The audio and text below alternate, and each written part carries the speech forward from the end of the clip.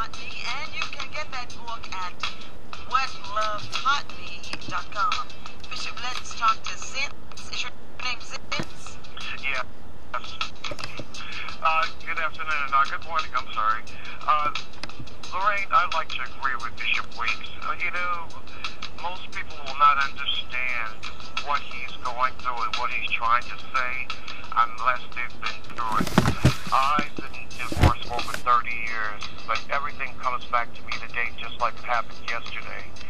Now, I didn't say anything bad about my wife during our divorce for over 5 years, but she trashed me to my family, to our friends, to her family, and so forth. But it was all because there were too many other people involved in our relationship and in our marriage. And I related to what I called the old girl if I was you syndrome. Oh, girl, if I was you, I'd do this. Oh, girl, if I was you, I'd do that. But, even when I tried to talk to her about, letting her know that the way and listening to these people were wrong and things weren't the way they, she was changing her attitude towards me, even though there was no justification for it, she still went on ahead and went along with her friends.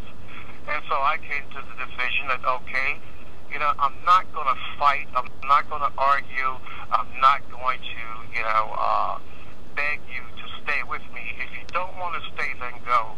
And I think it just comes to a point where regardless of how much you love a person, when you realize that they don't care about you or they no longer love you, it's time to just let them go.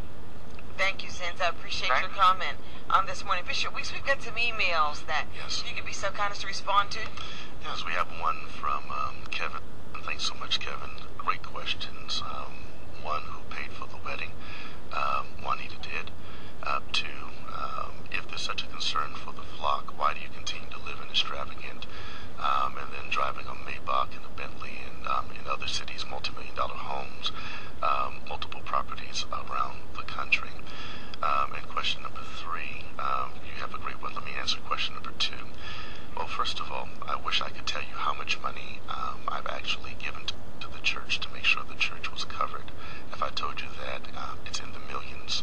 I've personally loaned our church ministry millions of dollars, starting 10 years ago, and certainly in the last year. There has been a great covering. People don't know I just had a pastoral anniversary. In October, my father came in. They raised $10,000 for me that night. I turned around and gave it back that next day. I've given away 2 of our properties, downsized everything. In fact, I took everything that I've had in certain accounts and paid the church bills in hundreds of thousands of dollars.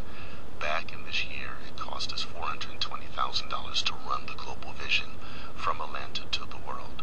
We've met all of our bill and our requirements all the way the first 5 months. Once the announcement was made in June, there was a decline because people were either asked to leave, left because of innuendos, after August to present.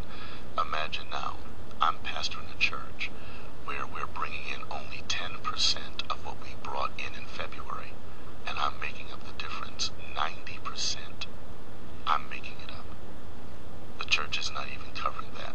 But people believe, thank God that I had the wealth to get a Maybach, to get a Bentley, and I saved so much that I'm able to cover the house of God, even while it's going through this travesty. And because of that, if people come to Global Destiny in Atlanta and see the campus that we have, we're not even 2 years old. We won't turn 2 years old until January. There are very few churches that have all that God has blessed us with in 2 years. And one of the things that we're very critical is that we've downsized. In fact, I live in a basically 2-bedroom little space, and I've decided to make that happen. Changes and transitions come with the territory of pastoring. That's the way you grow. And so if people really know the balance of what happens in pastoral ministry, it's not the car that makes you, it's not the house that makes you, it's the love for God and for people that makes you. And regardless of it, I'm responsible to make sure that the people of God get ministered to. So those are things that people don't talk about behind the scene. And they don't know that I do more than just preach and teach, that I am an author of several books, several types of books. I have internet development companies, internet websites that produce money for me 24 hours a day globally. I'm a great entrepreneur. I've been that since I was 9 years old. I had my own lawn mowing business at 9. So for 31 years, I've always been an entrepreneur. People just look at me as a preacher. I've made millions otherwise. Let me go to number 3. It says, if you're grieved of what incident is done, why are you still promoting this in a public forum? Well, I've been in the public view before this, and there are over 80 million people that have been waiting for the question why. The question why has been there at least since August 22nd, when people in that camp just put it on blast and the whole 9 yards. Needless to say, these 8 chapters are 8 chapters of a new beginning. And I want to bring something that's called domestic wholeness to one of the callers that called in and said, why is he responding to her? And it sounds like, he's just trying to main attack or slander. Not at all. I'm only giving my side of the real experience and truth. And I think that when people take that side and eventually muse and think through it, they'll take a time balance. Now, I'm not going to take 110 days like she had before I get quiet.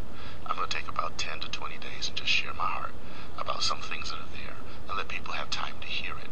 And then when I go quiet, I'm going to go quiet because that's all I need to share. And I want people to know I'm not silent or wasn't silent because I was guilty. I was silent because true love is private. But when you get to an article that is nothing but slander, conjecture, a whole lot of things, and you put 5 pages in a printed magazine, and the magazine ran a November article, a December one, and a January one, this printed material is only to respond to exactly what our marriage was the last 5 years, and to bring clarity. Also, we have another email from Vincent, Cheryl, from Cheryl. And would you like to address this, Bishop? You can go ahead and read it and I'll surely address it. Okay, Cheryl says, a caller stated that Bishop Weeks is tearing down his wife. Personally, I detected much of what he said today in her comments over the past few months, and especially on yesterday. When he mentioned she wanted to be the next Oprah, that was a perfect description of what I felt from the beginning of this entire situation. I've been in many services over the past 20 years, and I'm losing respect for her. Cheryl. I am praying that this situation can eventually be put to bed and go behind us, and we all walk away from it. And as I share recently with someone, I was hoping that one day that Juanita and I could be good friends after the divorce, just like I am with my first wife. My first wife, we talk on the phone when I go see my daughter. We sit and we share, we communicate. I've known her for 19, going on almost 20 years, and we talk just fine. With what Cheryl just said right here, there has been a lot of changes in Juanita. People have been talking and saying, Bishop, I've seen some clips of Juanita on YouTube, and I can't believe that's her. Didn't know that was her, so I'm praying for you. And I say to them, listen, it doesn't matter what you see. She's still a great woman. I've told my church this. I said, don't stop supporting her. Continue to support her. I've told people in my congregation, do what you can do to be a blessing to her. But more importantly, pray for the people that are around her. Because if you don't have the right people around you, it will mess you up. And that's why we're here today. Because if these people weren't in her life, I promise you, we would be in a different place. This is Talk 1380, WAOK.